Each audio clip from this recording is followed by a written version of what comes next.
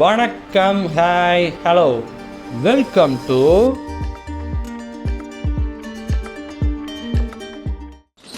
Okay podcast தமிழன் சேனல்லேருந்து Leo characters decoding. இது வந்து பார்ட் 5. நம்ம ஆல்ரெடி பார்ட் 4 வரைக்கும் பார்த்தாச்சு. பிளேலிஸ்ட் வேணால் தரேன், போய் செக் பண்ணி பாருங்கள், வேறு லெவலாக இருக்கும். இவர் லியோ அந்த கேரக்டர்ஸ் பார்த்தீங்களா, லியோ அண்ட் பார்த்திபன், அந்த 2 கேரக்டர்ஸ் உண்டான பிளெண்டிங் எப்படி, எப்பப்போ வந்துட்டு போகும், இந்த பர்சன்டேஜ் எவ்வளோ அப்படின்ற மாதிரி ஃபுல் டீட்டெயிலிங்காக நல்லா வேறு லெவலாக அனலைஸ் பண்ணி சொல்லியிருப்பார். அவரோட ப்ரெசன்டேஷனே நல்லா இன்ட்ரெஸ்டிங்காக இருக்கும், வேறு லெவலாக இருக்கும். மறக்காம போய் செக் பண்ணி பாருங்கள், ஐக்கானில் வேணால் தரேன், ப்ளேலிஸ்ட் இருக்கும். இது வந்துட்டு part 5. Okay, we know you are Leo Das. ஐயோ, நான் லியோ இல்லை, Parthiban. LCU connect. Okay, LCU connect. அதில் அந்த வீடியோஸ்லாம் பார்த்தீங்கன்னா எல்சியூவை பற்றி சொல்லியிருக்க மாட்டார், அவரே தவிர்த்திருப்பார். ஏன்னா அது வந்து லியோ கேரக்டர்ஸ்க்கான ஒரு வீடியோ அப்படின்னு சொல்லியிருப்பார். இது வந்து எல்சியூ கனெக்டும் டைட்டிலே போட்டிருக்காரு. அப்போது எல்சியூவை பற்றியான ஒரு விஷயங்களும் சேர்த்து பேசியிருப்பாருன்னு தோணுது. நம்ம பார்க்கலாம் பார்ட் 5. இவன் டீம்ல இந்த 4 பேர் மட்டும் தானா இல்ல வேற யாரும் காமிக்கிறாங்க? நீங்க மட்டும் அவன் குறுக்க போயிடாதீங்க. எல்சியூவை பற்றி இன்னுமே சொல்லியிருப்பாருன்னு நல்லா. Hey guys, welcome back to another அந்த வீடியோஸ்லாம் வாண்டடா வெயிட் பண்ணிருக்காரு. இவன்டா ஆமாடா இவன்டா தெரியும் நிறைய பேர் பயங்கர இரிட்டேட் ஆகுறீங்கன்னு தெரியும். அதனால தான் நான் சனிக்கிழமையில இருந்து எந்த வீடியோவோட கமெண்ட் செக்ஷனுக்குள்ளேயுமே வரல. First of all sorry. Reason என்னடான்னு கேட்டீங்கன்னா, see guys, I don't want to tell some silly reasons. So அதனால வேண்டாம், அதை கடந்து போயிடலாம். மன்னிச்சிருங்க ப்ளீஸ், தயவு செஞ்சு மன்னிச்சிருங்க. உங்க வீட்டு பிள்ளையா நினைச்சு எல்லாரும் என்னை மன்னிச்சிருங்க. அண்ட் ஓகே, நம்ம இப்போ வீடியோக்குள்ள போகலாம்.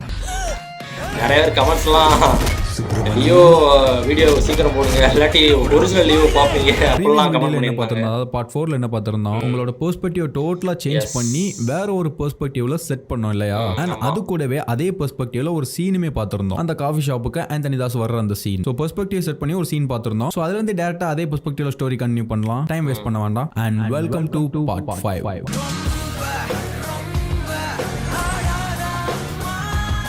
அதாவது அவரால் அதை ஏத்துக்கிட முடியல. இதெல்லாம் பண்ணக்கூடாது, இதெல்லாம் தப்பு, நோ ஆல்கஹால்னு நீ சொல்றியா அப்படிங்கிற மாதிரி அந்த டைலாக் சொல்லுவார். தென் அப்படியே லியோவோட ரியாக்ஷன். இந்த டைலாக்லாம் சொன்ன அப்புறம் தான் நமக்கு பார்த்திபனா நடிக்கவும் வரல. இனிமே இவங்கிட்ட பார்த்திபனா ஆன்சர் இது பார்ட் 4ல வர சீன் மாதிரி நடிச்சு காட்டுறதுல பிரயோஜனம் இல்ல. இனிமே வந்தானா லியோ தான், வரட்டும் முடிச்சு விட்டுலாம் அப்படிங்கிற மாதிரி ஒரு ரியாக்ஷன் கொடுத்தாரு.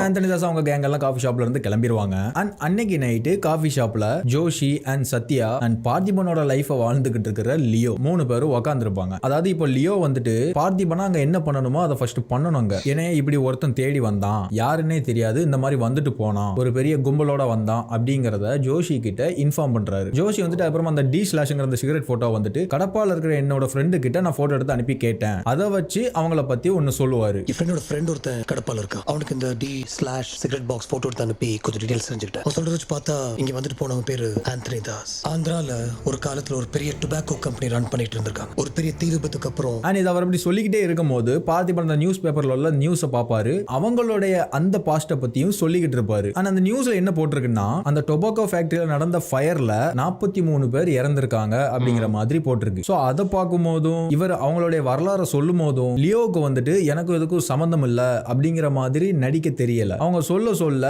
அவருடைய கண்ணே அதை காட்டி கொடுத்துருமோன்னு அவருக்கு ஒரு பயம். 43 பேர் இறந்திருக்காங்கன்னு போட்டிருக்காங்கல்ல, அந்த 43 டெத்துக்கு காரணமே அவர் தான். சோ அதுக்கு எனக்கு சம்பந்தம் இல்லாத மாதிரி அவருக்கு ஆக்ட் பண்ண வரலங்க. சோ அதனால அந்த டாபிக் அங்கே ஸ்டாப் பண்றாரு. ஒரு பெரிய தீ விபத்துக்கு அப்புறம் இல்ல ஒரு நிமிஷம், என் கடைக்கு வந்து என் மூஞ்சில சிகரெட் புகையை விட்டவன் வரலாறு தெரிஞ்சுக்கிட்டு இப்ப நான் என்ன பண்ண போறேன் எனக்கு புரியல. அவங்களுடைய வரலாறை பத்தி நான் தெரிஞ்சுக்கிட்டு என்ன பண்ண போறேன்னு அந்த வரலாறை ஸ்டாப் பண்றாரு. அதாவது அந்த பாஸ்ட பத்தி சொல்ல விட மாட்டாரு. ஆனா இது முக்கியமான விஷயங்கிற மாதிரி ஜோஷி சொல்லுவாரு. அதுக்கப்புறமும் லியோ தடுப்பாரு. ஆனா அப்ப அங்க சத்யா வந்துட்டு இல்ல அவர் சொல்லட்டும் விடு பார்த்திபா அப்படிங்கிற மாதிரி சொல்லுவாங்க. வரலாறு தெரிஞ்சுக்கிட்டு இப்ப நான் என்ன பண்ண போறேன் எனக்கு புரியல. No, but this is important. இல்ல நான் இல்ல சொல்லட்டும், ஒரு நிமிஷம் நீ சொல்லு ஜோஷி. அண்ட் லியோ வந்துட்டு வேற வழி இல்லாம நம்ம இதை ஸ்டாப் பண்ணாதான் நமக்கு மேல சந்தேகம் வரும், சோ அதனால வேற வழி இல்லாம கேட்போமேன்னு கேட்பாரு. இந்த ஆந்தனி தாஸ்க்கு ஒரு பையன் இருக்கான், லியோ. சரி, அண்ட் இங்க அவருடைய ரியாக்ஷனை பாருங்க. இவருக்கு ஒரு பையன் இருக்கான் லியோ அப்படின்னு சொல்லும் போது சரி இருந்துட்டு போட்டோம், யாருன்னு எனக்கு தெரியல அப்படின்னு அவருக்கு தெரியாத மாதிரி அவர் பிஹேவ் பண்றாராம். அப்படி ஒரு ரியாக்ஷன் அங்க. லியோ சரி, அவன் பேரை தவிர அவனை பத்தி வேற எந்த டீடைல்ஸும் கிடைக்கல. அவன் ஏதோ பெருசா பண்ணி செத்துட்டான்னு ஒரு குரூப் சொல்றாங்க, அவன் சாவல உயிரோட தான் இருக்கான்னு இன்னொரு குரூப் நம்புறாங்க. அவனோட ஏதோ ஒரு சாயல் உன்னோட ஒத்து போச்சு. அண்ட் இந்த சீனோட ஆந்தனி தாஸோட அதே நைட்டு அவர் ஒரு ஹோட்டல்ல தங்கி இருக்கிறாரு. அதாவது நீ வந்து நீயா ஒத்துக்கோன்னு சொல்லிட்டு போனார்ல, அந்த இடத்துல தங்கி இருக்கிறாரு. அவர் அங்க பேசுற அந்த டயலாகும் இந்த சீனோட பிளண்ட் ஆகும். லியோ தாஸ்.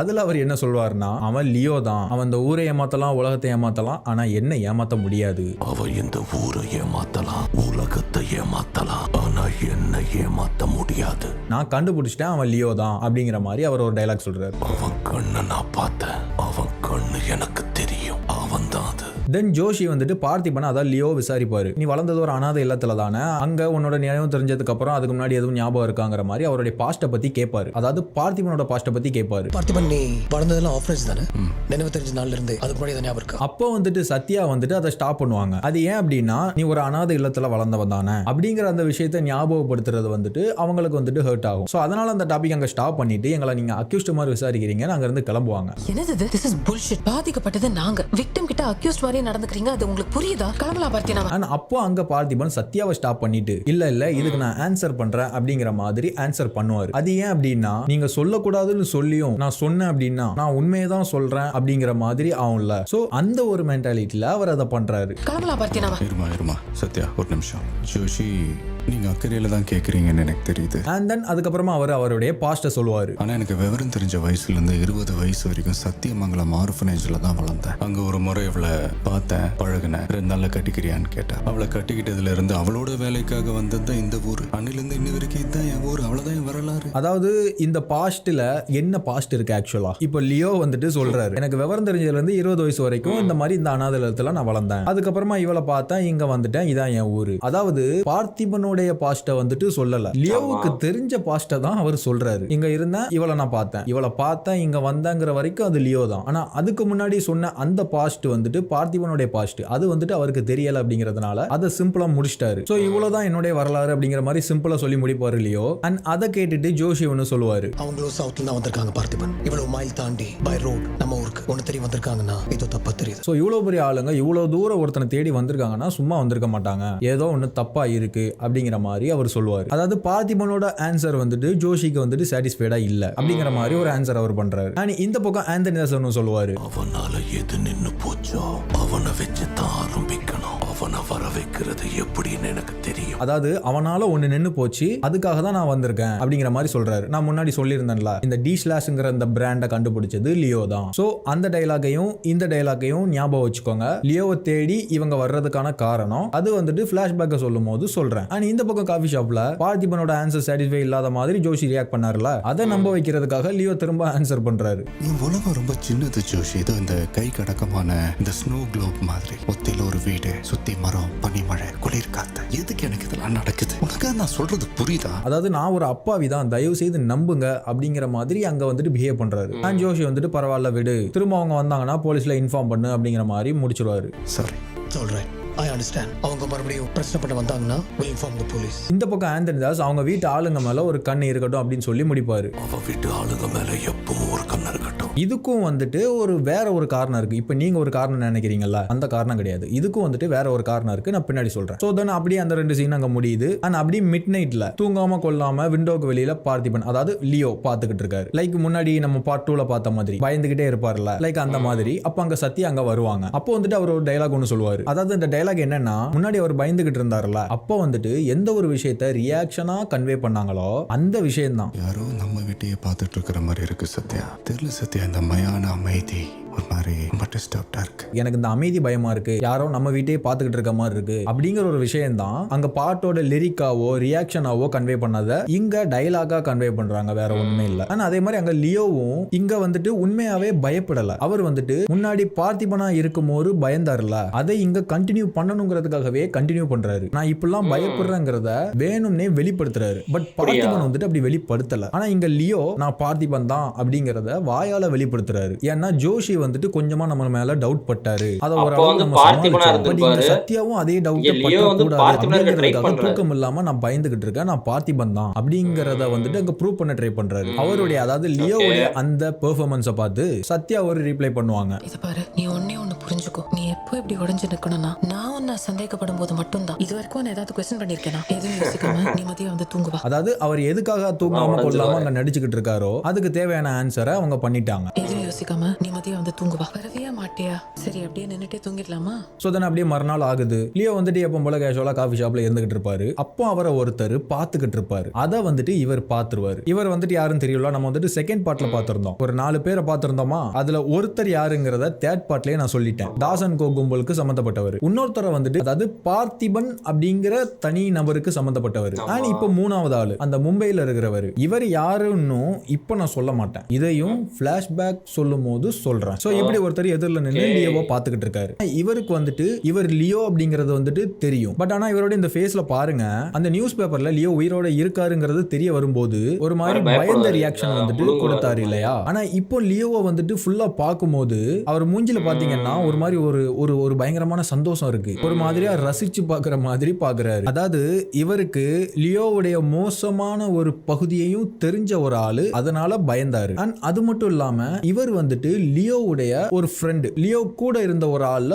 ஒருத்தர் இவர். அதாவது பிளாஷ்பேக்கை இமேஜின் பண்ணாதீங்க. நான் இப்ப சொல்லும் போது பிளாஷ்பேக்ல தாசன் கோ ஃபேக்டரியில இவர் கபே அப்படின்னு சொல்லிட்டு கூட இருப்பார் இல்லையா? அந்த மாதிரி ஃப்ரெண்டு கிடையாது. இவர் வந்துட்டு எல்சியூ கனெக்ட்ல உள்ள ஒருத்தர். அதனாலதான் அதை நான் இப்ப சொல்லல. நான் பிளாஷ்பேக் பத்தி பேசும்போது எல்சியூ கனெக்ட் பத்தி பேசும்போது நான் இவரை பத்தி சொல்றேன். சோ இவர் அந்த மாதிரி அந்த கதைக்கான ஒரு ஃப்ரெண்டு. சோ இந்த மாதிரி இவர் பாத்துக்கிட்டு இருக்காரு. அதை வந்துட்டு லியோ பாக்குறாரு. அவர் வந்துட்டு இவர் முறைச்சு பார்த்த உடனே டப்புனு கீழே குனிஞ்சிருந்தாரு பேப்பர் படிக்கிற மாதிரி. அந்த திரும்பவும் லியோ கேஷுவலா இருந்துகிட்டு இருக்க மாதிரி டப்புனு பாக்குறாரு. அப்போ அவர் பாத்துக்கிட்டு இருந்த மாதிரியே கீழே குனிஞ்சிருந்தாரு. உடனே லியோ டப்புனு கோவப்பட்டு எழுந்து போயிடுறாரு. அப்போ லியோ வந்துட்டு அவர் பக்கத்துல போய் உட்கார்றாரா? அப்போ அவருடைய கண்ணுல பாருங்க பயங்கரமான ஒரு பயம் ஒன்னு இருக்குது. இவன் இப்போ கோவமா வரானா நார்மலா வரானா? ஏன்னா இவன் ஒரு ப்ரெடிக்ட் பண்ண முடியாத ஒரு ஆளு லியோ வந்துட்டு. சோ அவருக்கு அவரை பத்தி தெரியும். அதனால அவர் பயப்படுறாரு. இப்போ தென் நிமிர்ந்து லியோவை பாக்குறாரு. அப்போ வந்துட்டு லியோ வந்துட்டு ஒன்னு சொல்லுவாரு.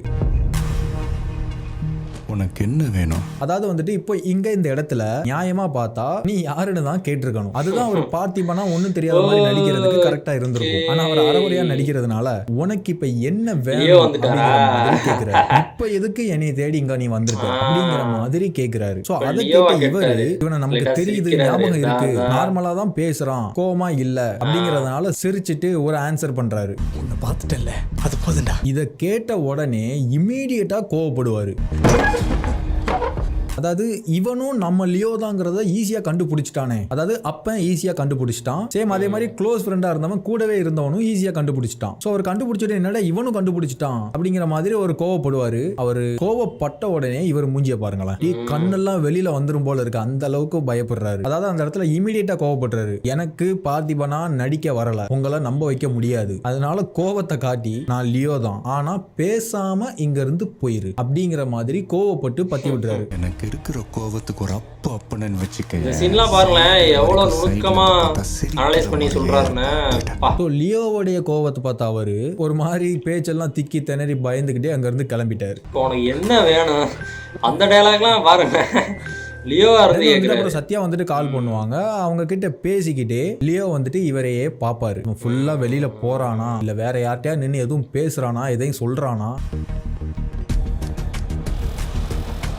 அப்புறமா அந்த சத்யாட்ட கால் பண்ணி பேசுவாருல்ல. என்ன பேசுவாருன்னா, ஜீப்பை சர்வீஸ் விட்டுருக்கேன், ஃபார்மசிக்கு அப்புறம் போய்க்கலாம்னு சொன்னல. அதுக்கு முன்னாடி அந்த சீனோட ஸ்டார்டிங்ல ஒர்க் ஷாப்ல பேசிக்கிட்டு இருக்க மாதிரி ஒரு பேச்சு இருக்கும். இன்ஜின்ல எல்லாம் கை வைக்காத, ஹீட்டரை மட்டும் ரெடி பண்ணி கொடு, எனக்கு வண்டி வேணும். அதாவது அவருடைய ஜீப்பை ஆந்தனி தாஸ் அண்ட் கேங் இருக்காங்கல்ல, அவங்க தான் அன்னைக்கு நைட் வந்துட்டு ரிப்பேர் பண்ணிருக்காங்க. அத மறுநாள் காலையில இவர் வந்துட்டு ஒர்க் ஷாப்ல கொண்டு போய் விட்டுட்டாரு. அப்புறமா போய்க்கலாம்னு சொல்லிட்டாரு. ஒரு நாள் வெயிட் பண்ணலாண்டி, என்னடி அவசரம்? பட் ஆனா சில விஷயங்களுக்கு சீக்கிரமா போகணும்னு சொல்லிட்டு சத்யா மட்டும் தனியா போயிருவாங்க. சில விஷயத்துக்கு வெயிட் பண்ண முடியாதுல்ல, ஒன்னும் பிரச்சனை இல்ல, நான் ஆட்டோ பிடிச்சு வீட்டுக்கு போய்க்கிறேன். அந்த விஷயம் என்னங்கிறது வந்துட்டு எனக்கு தெரியல. அது சம்பந்தமா படத்துல வேற எதுவுமே இருக்காது. படத்துல வேற எதுவும் இல்ல நான் பார்த்த வரைக்கும். உங்களுக்கு தெரிஞ்சிச்சுன்னா கமெண்ட்ல சொல்லுங்க. சோ வந்துட்டு அவங்க ஜீப்பை ரிப்பேர் பண்ணதால பார்த்திபன் இல்லாம சத்யா மட்டும் தனியா போயிட்டாங்க. சோ இதுதான் ஆந்தனி தாஸ் பிளான் பண்ணது. அது ஏன் எதுக்காக இதை பிளான் பண்ணாரு அப்படின்னா, ஏன்னா சில விஷயங்களை சத்யா கிட்ட சொல்லணுங்கிறதுக்காக அதை நம்ம சீன்ல பார்ப்போம். ஆனா அங்க சத்யா தனியா போயிருக்க மாட்டாங்க. ஜோஷோட ஒய்ஃபான பிரியா கூட தான் போயிருப்பாங்க. ஆல்சோ பிரியா என் கூட தான் இருக்கு. அந்த சீன் வந்து ஏதோ மீன்லாம் பார்த்த வரைக்கும் ஏதோ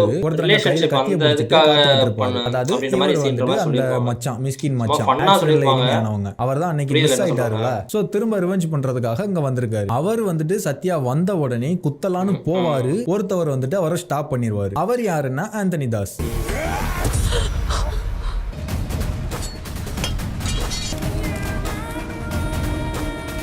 ஸோ ஆந்தனி தாஸ் வந்துட்டு பார்த்திபனோட ஃபேமிலியை ப்ரொடெக்ட் பண்றாரு. முந்தின நாள் நைட் அவர் அந்த ஹோட்டல்ல வச்சு ஒரு டயலாக் சொல்லுவார்ல, அவங்க வீட்டாளுங்க மேல ஒரு கண்ணு இருக்கட்டும்னு ஒன்னு சொல்லுவார்ல.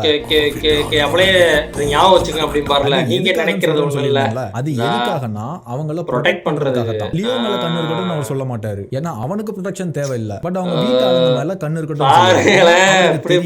லியோ குடும்பத்துக்கு ஏற்கனவே ஒரு பிரச்சனை இருக்குங்கிறது வந்துட்டு ஆந்தனி தாஸுக்கு வந்துட்டு தெரிஞ்சிருக்கும், இருக்கிறாருங்கிறது நமக்கு தெரிஞ்சது. சோ அதை தெரிஞ்சுக்கிட்டு ஆந்தனி தாஸ் இந்த மாதிரி குடும்பத்துக்கு பிரச்சனை வரலாம், அதனால அவங்க மேல ஒரு கண்ணு இருக்கட்டும், பாதுகாப்பு கொடுங்க அப்படிங்கிற மாதிரி சொல்லியிருப்பாரு. தென் ஆந்தனி தாஸ் அவங்கள சேவ் பண்ணுவாரு, எனிமீஸ் எல்லாம் கிளியர் பண்ணுவாரு. லியோ ஃபேமிலிக்காக அவர் அங்க ஃபைட் பண்ணிக்கிட்டு இருப்பாரு.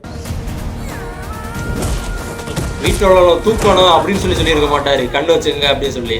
அதான் நீங்க நினைக்கிறது இல்ல அப்படின்னு சொல்றாருல. அவரு மிஸ் பண்ணிட்டு வருத்தப்பட்டார்ல, இவனை மிஸ் பண்ணிட்டோம்னு. அவரை இவர் இப்போ கொலை பண்ணிடுவார். லியோ குடும்பத்துக்கு இருக்க ஒரே பிரச்சனை இவன், அதை நான் கிளியர் பண்ணிடுறேன் அப்படிங்கிற மாதிரி கிளியர் பண்றாரு.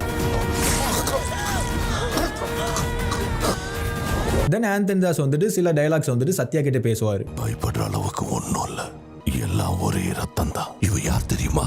என் பேத்தி, என்னோட ரத்தம். அதாவது இதிலே கன்வே ஆகுது, அவர் வந்துட்டு லியோ வந்துட்டு அழிக்கிறதுக்காகவோ லியோவுடைய குடும்பத்தை வந்துட்டு அழிக்கிறதுக்காகவோ ஒரு நெகட்டிவ் மைண்ட் செட்ல வந்துட்டு அவர் வரல. லியோவை கூட்டிட்டு போகதான் வந்திருக்காரு. அவரை வச்சுதான் அதை தொடங்கணும் அப்படிங்கிற ஒரு மைண்ட் செட்ல தான் வந்திருக்காரு. அது என்னங்கிறது ஃபிளாஷ்பேக்ல பார்க்கலாம். சோ இந்த ஒரு மோட்டிவ்ல தான் அவர் வந்திருக்காரு. அதை கேட்ட சத்யா, நீ தானே இந்த மாதிரி நேத்து காஃபி ஷாப்புக்கு வந்து பிரச்சனை பண்ணிட்டு போன, மரியாதையா போயிடு இல்லைன்னா போலீஸை கூப்பிடுவான்னு சொல்லுவாங்க.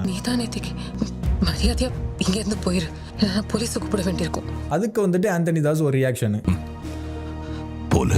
போலீஸா என்ன கிளியர் பண்றதுக்கு போலீஸா அப்படிங்கிற மாதிரி ஒரு சீப்பான ரியாக்ஷன் வந்து கொடுப்பாரு. ஏன்னா அவனுங்க தான் அப்படிப்பட்ட ஆளுங்களாச்சு அப்படிங்கிற மாதிரி ஒரு ரியாக்ஷன் அங்க. தென் அதுக்கப்புறமா சில விஷயங்கள் சொல்லுவாரு. அதாவது லியோ கிட்ட இருந்து அவங்க குடும்பத்தை தனியா பிரிச்சு கொண்டு வந்து, அதாவது காரை ரிப்பேர் பண்ணி இவங்களை தனியா மீட் பண்றதுக்கான ஆப்பர்ச்சுனிட்டியை கிரியேட் பண்ணாருல, அது எதுக்காக பண்ணாரோ, என்ன விஷயத்த சொல்றதுக்காக பண்ணாரோ அந்த விஷயத்த அங்க சொல்லுவாரு. நம்ம முன்னாடி ஏற்கனவே பார்த்துட்டோம், அதே விஷயம் தான். நான் பிரச்சனை பண்ண வரலாமா? நீ பார்த்திபன் நம்பி 20 வருஷம் வாழ்ந்துகிட்டு இருக்கிற ஒரு ஆளு, அதுக்கு முன்னாடி இவு இறக்க இல்லாம அத்தனை பேரை கொண்டு இருக்கிற ஒரு மோசமான கொலைகாரன்னு தெரிய வரும் போது என்ன வந்து பாரு, உண்மையிலேயே உன் புருஷன் யாருன்னு நான் சொல்றேன். தென் அதுக்கப்புறமா சத்யா பயந்துகிட்டே வீட்டுக்கு வந்துருவாங்க. அப்புறமா லியோக்கு, அதாவது பார்த்திபனுக்கு கால் பண்ணுவாங்க. பார்த்திபா இந்த மாதிரி அவன் வந்தான், அவர் யாருன்னு கேட்பாரு. நேத்து காஃபி ஷாப்புக்கு வந்து உன்ட்ட பிரச்சனை பண்ணான்ல, அவன் இன்னைக்கு என்னை தேடி ஃபார்மசிக்கு வந்தான், ஆனா இப்ப நான் வீட்டுக்கு வந்துட்டேன், கார்ல என்னை ஃபாலோ பண்ணிக்கிட்டே வந்தா, அந்த கார் வீட்டு வாசல்ல தான் நிக்குது அப்படிங்கிற மாதிரி சொல்லுவாங்க. தென் லியோ சொல்லுவாரு, அந்த போலீஸ் கிட்ட போனை கொடுன்னு சொல்லுவாரு. அவர் அப்ப அங்க இருக்க மாட்டாரு. தென் பார்த்திபன் வந்து நீங்க ரூம்குள்ள போய் பூட்டிட்டு இருந்துக்கோ, சித்து அங்க வர சொல்றேன், நானும் அங்கதான் வந்துகிட்டு இருக்கேன்னு சொல்லிட்டு கிளம்புவாரு. கார்ல என்ன ஃபாலோ பண்ணிட்டே வந்தாங்க, அது வீட்டு வெளியே தான் இருக்குது. சத்தே எல்லா கதவையும் சாத்து, அந்த போலீஸ் கிட்ட போன் கொடு. அவரையும் காணோம், இங்க யாருமே இல்ல, எனக்கு ரொம்ப பயமா இருக்கு. பார்த்தி, நீ நம்ம ரூமுக்கு போய் கதவை சாத்திக்கிட்டு உள்ள உட்கார்.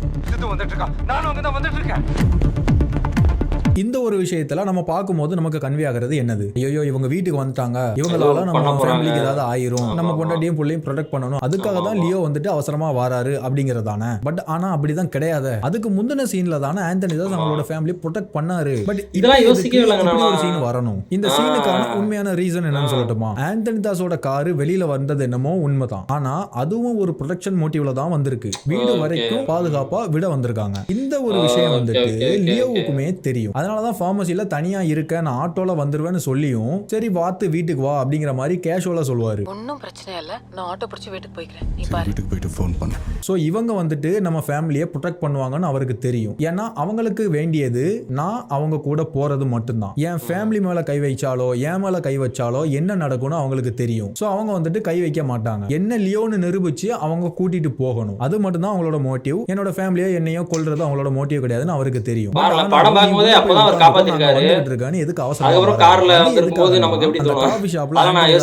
ஒரு ரியாக்ஷன் கொடுத்தாருல, சரி இவங்க கிட்ட நம்ம நடிச்சோ சொல்லியோ புரிய வைக்க முடியாது, நெக்ஸ்ட் டைம் வந்தான்னா போற்ற வேண்டியதுதான் அப்படிங்கிற மாதிரி ரியாக்ஷன் கொடுத்தாருல. சோ அதுக்காக தான் கிளம்பி அவசரமா வராரு. இவனை இப்ப முடிச்சிடணும், ஏன்னா ஃபார்மசி வரையும் போயிருக்கான்னா ஏதாவது விஷயத்த சொல்லி வச்சிருப்பான், இவனை விட்டா நம்ம லியோங்கிறத எல்லாரும் முன்னாடி நிரூபிச்சிருவான் அப்படிங்கிற மாதிரி இவனை இப்பவே கொன்னாகணும், வீட்டு வாசல் பண்றணுங்கிற மாதிரி அவசரமா நெகட்டிவ் மைண்ட் செட்டும் வந்துட்டு ஆந்தனி தாஸ் அவங்களோட கேங்ல இல்ல. அதாவது ப்ரொடெக்ட் பண்ண வந்தவனை கொலை பண்ணணுங்கிற எண்ணத்துல இவர் தான் வராரு, அதாவது லியோ தான் வராரு. சோ அவர் ஒரு டெவில் அப்படிங்கிறதுக்கு இது ஒரு பெரிய எக்ஸாம்பிள். சோ சித்து கிட்ட கால் பண்ணி நீ அவசரமா வீட்டுக்கு போ, அங்க உன்னோட ஸ்பியர் எடுத்துட்டு நில்லு, வீட்டு வாசல்ல யாரு கால் வச்சாலும் யோசிக்காம உன்னோட ஸ்பியரை வீசுன்னு சொல்லுவாரு. அதாவது அவங்க வந்து ஏதாவது பேசுவாங்க, ஏதாவது சொல்லுவாங்க, அதை கேட்காத வந்து வேற விஷயங்கள் சொல்லி த்ரிஷா மைண்ட்ல ஏதோ சீட் பண்ணிட்டாங்கன்னா வீட்டு வாசல்ல யாரு கால் வச்சாலும் யோசிக்காம ஒரு ஸ்பியரை வீசு.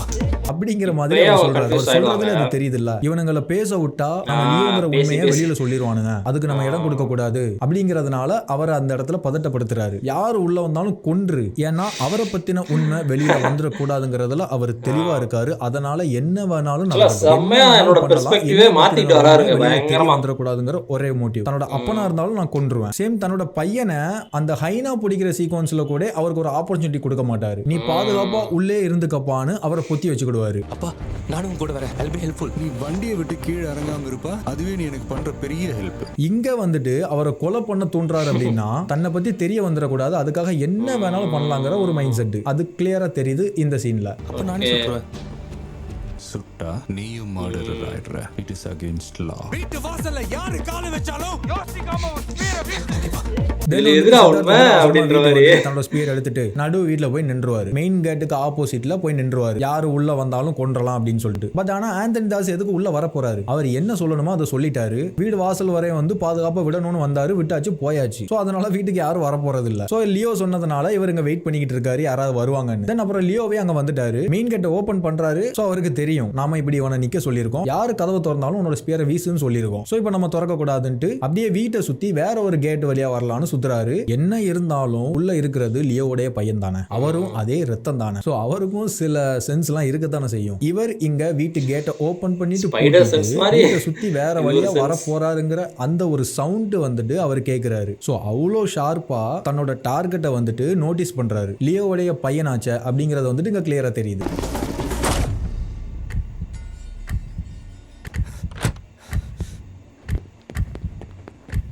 பார்ட் 4லே செம்மையா பெர்ஸ்பெக்டிவ் சேஞ்ச் பண்ணிப்பாரு. இது இன்னுமே அப்பாடி பயங்கரமா போயிட்டு இருக்க.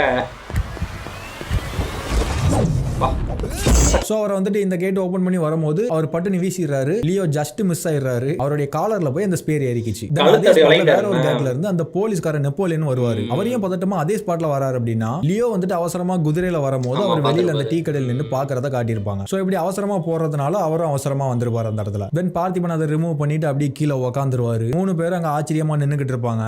அண்ட் சத்யா அதுக்கப்புறம் ரூம்ல இருந்து வெளியில வருவாங்க. சுத்தி பார்த்துட்டு பார்த்திபன் டயர்டா பதட்டமா கீழே உட்கார்ந்து இருக்கிறத பாப்பாங்க. முக்கியமா கையில ஒரு வெப்பனோட உட்காந்துருப்பாரு. அதோட பாக்குறாங்க, அதுக்கு ஒரு ரியாக்ட் பண்ணுவாங்க. நான் சொல்றேன் இப்ப இதெல்லாம் பார்த்துட்டு பார்த்திபன் கிட்ட சில விஷயங்கள் சொல்லுவாங்க. இனிமே நம்ம லைஃப் இப்படிதான் இருக்க போகுதுல பார்த்தி, பயந்து சாவணும். ஆமா அவன் யாரு? நம்ம பொண்ணை பார்த்து பேத்தின்னு சொல்றான். அவனை பார்த்தால ஹீரோ கொலை நடுங்க. நம்ம உடம்புல உயிர் எங்கெல்லாம் இருக்குன்னு தெரியாது. ஆனா இன்னைக்கு என் கையில பிடிச்சிட்டு ஓடி வந்து சோ வந்துட்டு ஆந்தனி தாஸ் இப்படி சொன்னாருங்கிறத சத்யா சொல்லும் போது லியோவுடைய ரியாக்ஷனை பாருங்க. ஐயோ சொல்லிட்டானா அப்படிங்கிற மாதிரி ஒரு ரியாக்ஷன் கொடுக்குறாரு. அப்போ லியோ வந்துட்டு சில விஷயங்களை வந்துட்டு யோசிக்கிறாரு. இவன் சொல்லிட்டான் அப்படின்னா நம்ம மேல சந்தேகம் வருமே, நம்ம மேல இவங்க சந்தேகப்படுவாங்களா அப்படிங்கிற மாதிரி அவர் யோசிக்கிறாரு. அது அப்படியான்னு கன்ஃபார்ம் பண்றதுக்காக அந்த சின்ன பொண்ணு சிண்டுவை வந்துட்டு கூப்பிடுவாரு.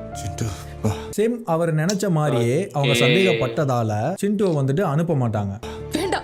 ஏற்கனவே பயந்துருக்கா. சோ அதுக்கப்புறம் பார்த்திபனோட ரியாக்ஷன், சந்தேகம் வந்துருச்சு, சந்தேகப்பட்டுட்டாங்க, நம்ம நினைக்காத ஒண்ணு நடக்குதா அப்படிங்கிற ஒரு கடுப்பான ஒரு ரியாக்ஷன் அங்க. தென் சத்யா வந்துட்டு மேல கிளம்பிடுவாங்க. அப்போ அந்த இடத்துல அந்த எமோஷனை, அந்த கோபத்தை என்ன பண்றதுன்னு தெரியாம நெப்போலியன் கிட்ட வந்து காட்டுவாரு. நானா விருப்பப்பட்டு காவல்துறை கழுத்தை பிடிச்சி சட்டத்தோட சண்டை போட்டு என் குடும்பத்தை பாதுகாக்க கையில கொடுத்த செய்யற வேலைக்கு கொஞ்சோண்டு நேர்மை, இப்படி கடமைக்கு இடத்தை அடைச்சுக்கிட்டு தின்னுட்டு தூங்குறதுக்கு பிடிபடிக்க தூக்கிட்டு கிளம்புறா. ஏன்னா அவங்க குடும்பத்தை ப்ரொடெக்ட் பண்ணாம அவர் போனது, அவர் வீட்டுல இல்லாம போனது பெரிய விஷயமே கிடையாது. அது லியோவுக்கே தெரியும். ஏன்னா நம்ம குடும்பத்துக்கு எதுவும் ஆக போறது கிடையாது, அவனுங்களே ப்ரொடெக்ட் பண்ணிப்பாங்க அப்படிங்கிற மாதிரி ஒரு விஷயம் அவருக்கே தெரியும் இல்லையா. சோ இப்போ இந்த எமோஷனை என்ன பண்ணணும்னு தெரியாம அவர்கிட்ட வந்து காட்டுறாரு. அண்ட் பார்த்திபனாவும் தன்னை பிஹேவ் பண்ணிக்கணும் இல்லையா, இருக்கும், நீங்க தானே பாதுகாக்கணும் அப்படிங்கறத பின் பண்ணணும், நம்ம பார்த்திபன் அப்படிங்கறத பின் பண்ணணும் அப்படிங்கறதுக்காக அங்க ஒரு பெர்ஃபார்மன்ஸ் பண்றாரு. அப்போ வந்துட்டு அவர் நான் ரீசார்ஜ் பண்ண தான் போயிருந்தேன், நாங்க பக்கத்துல தான் போயிருந்தேன் அப்படிங்கிற அந்த அவருடைய காரணத்தை சொல்ல வருவாரு.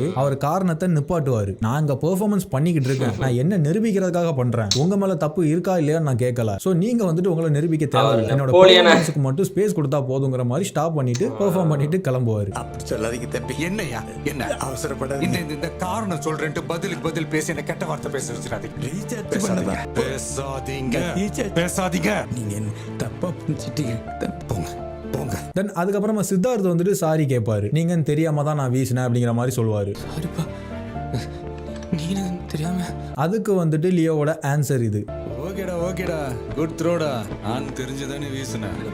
எதுக்காக இப்படி சொல்றாருன்னா சேம் அந்த காஃபி ஷாப்ல வச்சுட்டு லியோ வந்துட்டு பார்த்திபனோட பாஸ்ட சொல்லுவார்ல, அது ஒரு மாதிரி சாட்டிஸ்ஃபைடா இல்ல அப்படிங்கிற மாதிரி ஜோஷி ஒரு ஆன்சர் பண்ணுவார்ல, நம்பிக்கை இல்லாத மாதிரி ஒரு ரியாக்ட் பண்ணுவார்ல. அப்போ உடனே லியோ என்ன பண்ணுவாரு, ஒரு மாதிரி அவர் வருத்தப்படுற மாதிரி காட்டி அந்த டாபிக்கை வந்துட்டு கொலாப் பண்ணி விட்டுருவாரு. ஜோஷியை வந்துட்டு சந்தேகப்பட விடாத மாதிரி பண்ணிடுவாரு. அதே மாதிரி அதே மிட் நைட்ல தூங்காம ஒரு பெர்ஃபார்மன்ஸ் பண்ணாருல, சத்யாவை சந்தேகப்பட விடாத மாதிரி தான் கஷ்டப்படுற மாதிரி காட்டிக்கிட்டாருல, சேம் அதே தான் இங்க பண்றாரு. தான் பையனுக்கு இப்போ சந்தேகம் வந்துடக்கூடாது அப்படிங்கிறதுக்காக தான் மேல ஒரு சிம்பத்தியை கிரியேட் பண்றாரு. நான் தெரிஞ்சுதானே வீசுனேன். தென் அந்த நாள் நைட் ஆகுது. நெப்போலியன் வாசல் ஏதோ லைட் அடிச்சு ஏதோ சத்தம் கேட்கற மாதிரி இருக்குங்கிற மாதிரி ஒன்னு பாக்குறாரு இல்லையா. அங்க வந்துட்டு என்ன சத்தம் கேட்கணும்னா வண்டி ஸ்டார்ட் ஆகுறது வர்றது போறது சத்தம் கேட்கும். ஆமா ஆமா, இன்ஜின் ஸ்டார்ட் பண்ற சத்தம். அதாவது அப்பப்போ ஆந்தனி தாஸோட ஆளுங்க வந்துட்டு கண்காணிச்சுட்டு போறாங்க. அதாவது அவங்கள வீட்டை சுத்தி எந்நேரமும், அதாவது நைட்டு மிட் நைட்லயுமே அவங்க வந்துட்டு ப்ரொடெக்ட் பண்றாங்க அப்படிங்கறத வந்துட்டு அங்க அந்த 2 செகண்ட் காட்டுறாங்க. சோ லியோக்கு வந்துட்டு தெரியும், நான் சொல்லியிருந்தேன் இல்லையா, இவங்க வந்துட்டு நம்மளை கொல்ல வரல, நம்மளை பாதுகாக்க தான் செய்வாங்கன்னு அவருக்கு தெரியும். சோ அதனால அவர் நிம்மதியா தூங்கிட்டு இருக்கிற மாதிரி காட்டுவாங்க. அதாவது சத்யா அங்க ஒரு இடத்துல பதறி எஞ்சிப்பாங்க. அப்ப நிம்மதியான தூக்கத்துல இருந்து ஒருத்தன் சத்தம் கேட்டு எஞ்சியா எப்படி எஞ்சிப்பான், அதே மாதிரி கேஷுவலா எஞ்சிப்பாரு. முன்னாடி தூக்கம் இல்லாம இருப்பாரு, பயந்துகிட்டே இருப்பாரு இல்லையா, அந்த மாதிரி இங்க இருக்க மாட்டாரு. அதாவது இப்போ வந்துட்டு ஆந்தனி தாஸ் ஆளுங்க வெளியில நம்மள கொல்ல சுத்திக்கிட்டு இருக்காங்க அப்படிங்கிற ஒரு எண்ணம் இருக்கிற ஒருத்தன் எப்படி இங்க இவ்வளவு நிம்மதியா தூங்குவான். ஒருத்தன் இவ்வளவு பெரிய கேங் வெளியில சுத்திக்கிட்டு இருக்கும் போது எப்படி பயப்படாம தூங்குவான். அதான் சொல்றேன்ல, அவருக்கு வந்துட்டு தெரியும் இவங்க வந்துட்டு நம்மள கொல்ல மாட்டாங்க. அவங்களோட ப்ரொடெக்ஷன்ல இவர் நிம்மதியா தூங்குறாரு. பட் ஆனா அங்க வேற ஒருத்தவங்க தூக்கம் இல்லாம இருப்பாங்க. அதாவது சத்யா இன்னைக்கு நடந்த இன்சிடென்ட்டை நினைச்சுக்கிட்டு இருப்பாங்க. ஆந்தனி தாஸ் சொன்ன வார்த்தைகளை நினைச்சுக்கிட்டு இருப்பாங்க. இவங்களுக்கு தான் ஏற்கனவே டவுட் வந்துருச்சுல்ல. ஆனா அவர் சொன்ன விஷயங்களை வச்சும் லியோங்கிற ஒருத்தனை இமேஜின் பண்ணுவாங்க. நம்ம இத முன்னாடி ஏற்கனவே பார்த்திருக்கோம். ஆனா அந்த சீன் அங்க வந்துட்டு நடக்குது. நமக்கு இந்த ஃபேஸ் தான் ஞாபகம் வரணும் அப்படி சொல்லிருப்பாரு. லியோனா இந்த ஃபேஸ் தான் ஞாபகம் வரணும். தெரிய வரும்போது என்ன வந்து பாரு. இந்த ஃபேஸ் ஃபிளாஷ்பேக்ல காமிச்ச லியோ ஞாபகம். அதாவது இந்த சீன்ல இருந்து என்ன கன்வே ஆகுதுன்னா, சத்யாக்கு வந்துட்டு இவன் பார்த்திபன் இல்ல, இவங்க எல்லாம் சொல்றத வச்சு பார்க்கும்போது இவன் உண்மையிலே ஒரு கொலைகாரன் தான் அப்படி பார்க்க ஆரம்பிச்சிட்டாங்க சத்யா பார்த்திபன். அதாவது இவன் பார்த்திபன் இல்ல, இவன் லியோ தான் அப்படிங்கிற மாதிரி பார்க்க ஆரம்பிச்சிட்டாங்க சத்யா. இந்த சீன்ல இருந்து சத்யா அப்படிதான் பார்க்க போறாங்க அப்படிங்கறத கன்வே பண்றாங்க. தென் அவங்க பயத்துல எஞ்சிக்கும் போது அவங்க ஃபேமிலி மொத்தமா ஒரு கையெல்லாம் வச்சு ஒரு சின்னதா டாய் மாதிரி ஒன்னு பண்ணி வச்சிருப்பாங்கல்ல.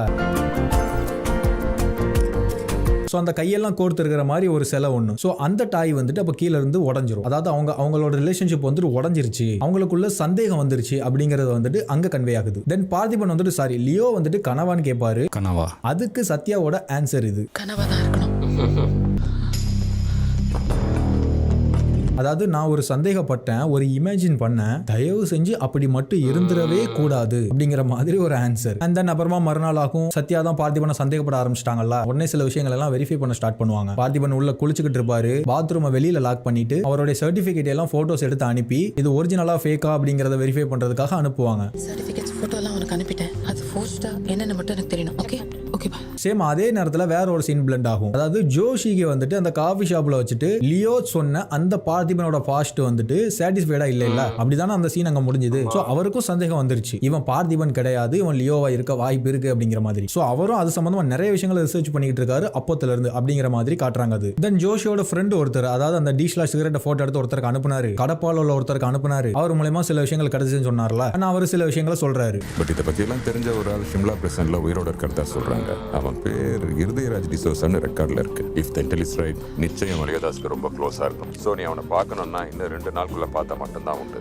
ப்ராக்டிக்கலா நீங்க எவ்வளவு நேரத்துல ரீச் ஆக முடியும்னு தெரியல. அதாவது ஒரு 4 பேரை பத்தி அங்கங்க விளக்கம் கொடுத்து வந்துகிட்டு இருக்கோம். அதாவது பார்ட் 2ல பார்த்த அந்த 4 பேர், அதுல 3 பேரை பத்தி நம்ம விளக்கம் கொடுத்துட்டோம். மிச்சம் இருக்கிற ஒருத்தர், அதாவது லியோ சம்பந்தப்பட்டவர்னு சொல்லியிருந்தோம். சோ இந்த சிம்லால இருக்கக்கூடிய இருதயராஜ் டிசோசா அப்படிங்கிற ஒருத்தன் லியோவை பத்தி தெரிஞ்சுக்கணும்னா இவன் கிட்ட கேட்டாலும் தெரிஞ்சுக்கலாம். அதாவது ஒன்னு லியோவுடைய பாஸ்ட பத்தி லியோவுக்கு தெரியும். ஆனா அந்த 4 பேரை காட்டினதுக்கு என்ன ரீசன்னா, ஒன்னு அந்த மும்பைல இருக்கிறவர் லியோவுடைய ஃப்ரெண்டு, அவருக்கு ஒன்னு லியோவை பத்தி கொஞ்சம் தெரியும். தென் இந்த சிம்லால இருக்கக்கூடிய இவருக்கு லியோவை பத்தி தெரியும். ஆனா அந்த பார்த்திபனுக்கு சம்பந்தப்பட்டவர், அதாவது சேலத்துல உள்ளவர், அவருக்கு இவன் பார்த்திபனோட இடத்துல இருக்கிற லியோ அப்படிங்கிற அந்த ஒரு விஷயம் அவருக்கு தெரியும். தென் ஆந்தனி தாஸோட கேங்குக்கு லியோவை பத்தி தெரியும். இந்த 4 பேரையும் காட்டினது காரணம் என்னன்னா, லியோவுக்கு மட்டும் லியோவை பத்தி தெரியாது, இவங்களுக்கும் லியோவை பத்தி தெரியும் அப்படிங்கிறதுனால தான் இந்த 4 பேரை காட்டினாங்க. இப்போ லியோ தன்னை பத்தின அடையாளத்தை ஒட்டுமொத்தமா மறைக்கணும்னா ஒன்னு தாசன்கோ கேங்க அழிக்கணும், 2வது 3வது 4வது இந்த 3 பேரையும் அழிக்கணும். அப்படின்னா தான் அவரை பத்தின ரகசியம் ரகசியமாவே இருக்கும். தென் அந்த கடப்பால உள்ள ஃப்ரெண்டு ஜோஷி கிட்ட சொல்லுவாரு, நீங்க அவனை பார்க்கணும்னா இன்னும் 2 நாள்ல பார்க்கணும், ஏன்னா அதுக்கப்புறம் அவன் தூக்கு, அதுக்கப்புறம் உயிரோட இருக்க மாட்டான் அப்படிங்கிற மாதிரி அவர் சொல்லுவாரு. ஜோஷி உடனே இல்ல நான் இப்பவே போகணும், எனக்கு இருக்கிற சந்தேகத்தை இப்பவே நான் கிளியர் பண்ணி ஆகணும் அப்படிங்கிற மாதிரி சொல்லி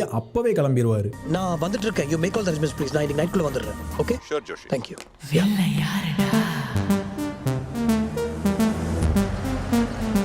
சேம் அதே நைட்லயுமே அதே டவுட் வந்த சத்யாவுமே அதை கன்ஃபார்ம் பண்றதுக்காக சேலம் கிளம்புவாங்க. அதாவது பார்த்திபனோட பாஸ்ட்ல பார்த்திபன் கூட இருந்த ஒருத்தர்கிட்ட விசாரிக்கிறதுக்காக போவாங்க. அதாவது அவர் வந்துட்டு பார்த்திபனோட கார்டியன், அவர்கிட்ட விசாரிக்கிறதுக்காக அன்னைக்கு நைட்டு பார்த்திபன் கிட்ட போய் சொல்லிட்டு, அதாவது லியோ கிட்ட போய் சொல்லிட்டு கிளம்புவாங்க. பார்த்தி, நான் இன்னைக்கு நைட் வீட்டுக்கு வர மாட்டேன்.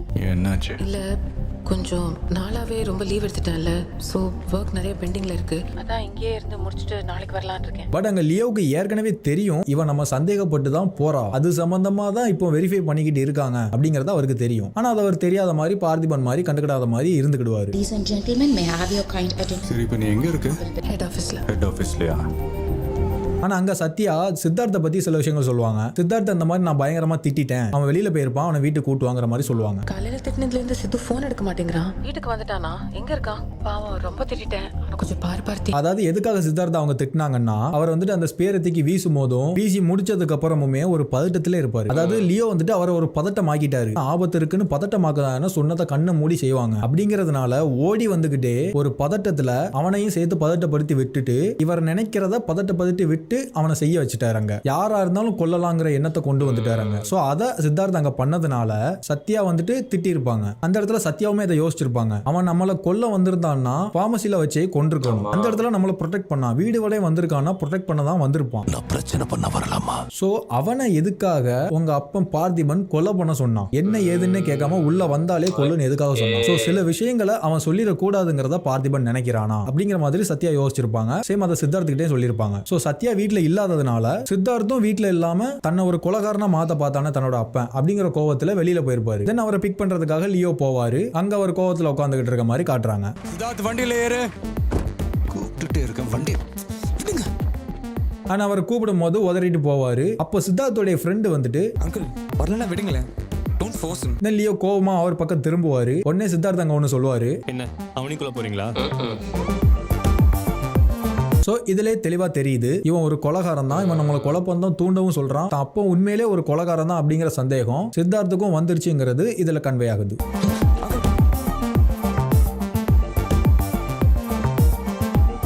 சரி வராத. ஆனா அதுக்கு லியோ வந்துட்டு ஒரு ரியாக்ட் பண்றாரு, இவனும் சந்தேகப்படுறானே அப்படிங்கிற மாதிரி ரியாக்ட் பண்றாரு. பட் அந்த ரியாக்ஷன் வந்துட்டு பெரிய அளவுல இருக்காது. ஏன்னா அவர் சித்தார்த்த தேட வர்றதுக்கு முன்னாடியே வீட்டுல சிண்டுவை தூங்க வச்சுட்டு தான் வருவாரு. அப்படி தூங்க வைக்கிறதுக்கு முன்னாடி சிண்டு கிட்ட ஒரு கொஸ்டின் கேட்பாரு. சிண்டு, உனக்கு அப்பா மேல எதுவும் சந்தேகம்லாம் ஒன்றும் இல்லையே? அந்த பொண்ணு அதுக்கு இப்படி ஒரு ஆன்சர் பண்ணும், ஏன்னா நீ அப்பா. ஸோ அங்கே கொஞ்சமாக நிம்மதியாக இருப்பார். ஒரு சின்ன பொண்ணுக்கு சந்தேகம் வர்ற அளவுக்கு நாம இல்லை அப்படிங்கிற மாதிரி ஒரு ரியாக்ஷனுங்க. மற்றபடி எல்லாருமே சந்தேகப்பட்டுட்டாங்க நம்மளை அப்படிங்கிற அந்த ஒரு மைண்ட் செட்டில் தான் சித்தார்த்த கூப்பிடவே வருவார். அதனால தான் அவர் இப்படி சொன்னோன்னே அதுக்கு பெரிய அளவில் ரியாக்ட் இருக்காது, மைல்டாக ரியாக்ட் பண்ணிட்டு வராத போங்கிற மாதிரி கிளம்பிடுவார். சரி வராத. அப்போ அவங்க கிளம்புறதுக்கு முன்னாடி அந்த முக்கோட எண்டில் 2 பேர் உக்காந்து இருப்பாங்க, அவங்கள போட்டு அடிப்பாரு. அதாவது இவங்க ஆந்தனி தாஸோட ஆளுங்க தான். நான் ஏற்கனவே சொன்ன மாதிரி அவங்க வீட்டு ஆளுங்க மேல ஒரு கண்ணு இருக்கட்டும், அவங்கள பாதுகாப்பா பாத்துக்கிடணும் நம்ம அப்படிங்கிற மாதிரி சொல்லியிருப்பாரு. சோ சித்தார்த் இங்க அன்டைத்துல தனியா இருக்கிறதுனால அவங்கள பாதுகாக்கிறதுக்கு தான் அவங்க வந்து அங்க உட்காந்துருப்பாங்க.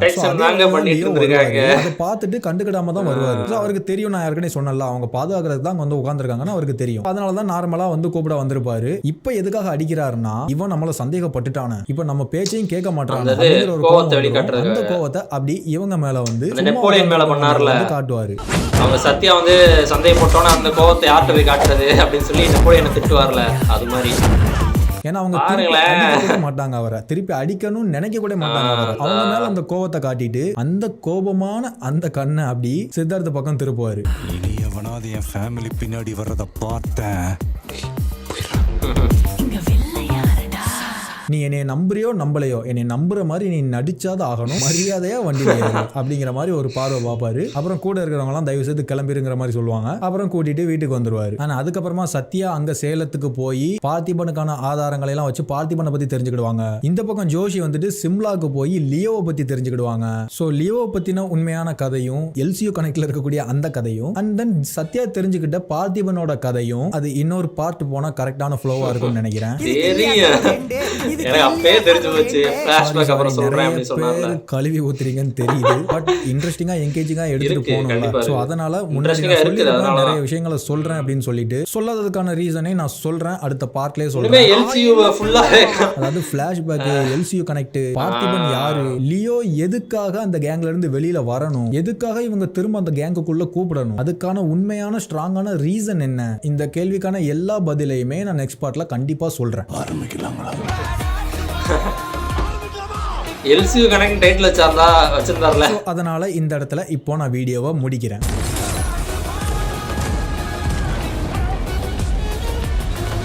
ஓஜி ஃபிளாஷ்பேக்கோட நிறைய கூஸ்பம்ஸான கேரக்டர்ஸ் கனெக்டோட நெக்ஸ்ட் பார்ட்ல மீட் பண்ணலாம். பை. நைஸ், முடிஞ்சிச்சு. அதான் எல்சியூ கனெக்ட்னு டைட்டில் வச்சோன்னா எல்சியூவை பற்றி இன்னுமே டீட்டெயிலாக நிறையா சொல்லுவார் போல அப்படின்னு பார்த்தா அது ஒரு தனி பார்ட்டு. அதுவும் நல்லது தான், ஏன்னா நிறைய விஷயம் சொல்கிறாரு பாருங்களேன்.